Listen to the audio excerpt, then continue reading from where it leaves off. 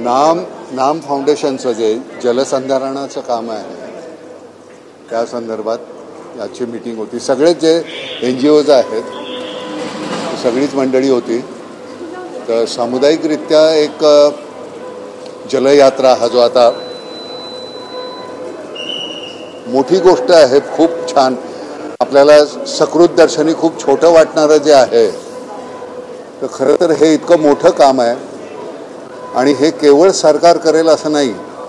आपला जोपर्यंत लोकांचा सहभाग नाही आहे तोपर्यंत हे काम होणार नाही. तर गावागावात जाऊन ते करण्याचा प्रयत्न, म्हणजे यावर्षी मी काम माझ्या बाकी सिनेमा वगैरेचं काम कमी करून यावर्षी जितकं जमेल तितकं प्रत्येक गावामध्ये फिरून या संदर्भातली ती जनजागृती आहे ती करण्याचा प्रयत्न करायचा आपण. कारण तुम्ही नुसतं कठड्यावर बसून नाही, तू कर तू कर तू कर तू कर असं बांधावर बसून चालणार नाही. त्यामुळे सातत्यानं बरं आम्हाला काय होतं, मकरंद आणि मी नाटक सिनेमातले असल्यामुळे जरा चेहरा असतो त्यामुळे लोक थोडं ऐकून घेतात आणि खरंच त्याच्यामध्ये काहीतरी आहे असं वाटल्यानंतर मग त्याच्यामध्ये सहभागी होतात.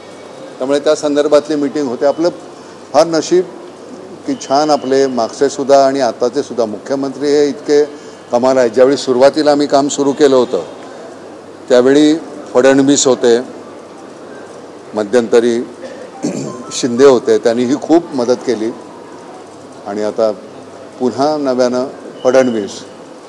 त्यामुळे कामाला खूप छान चालना आहे. टाटा मोटर्स असल्यामुळे एक अजून आनंद असा आहे की पैशाची कमी नसते.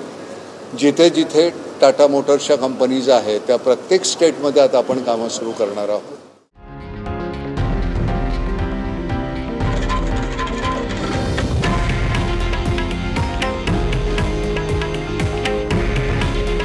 हे आहे देशातील नंबर 1 न्यूज नेटवर्क आणि आपण पाहत आहात TV9 मराठी.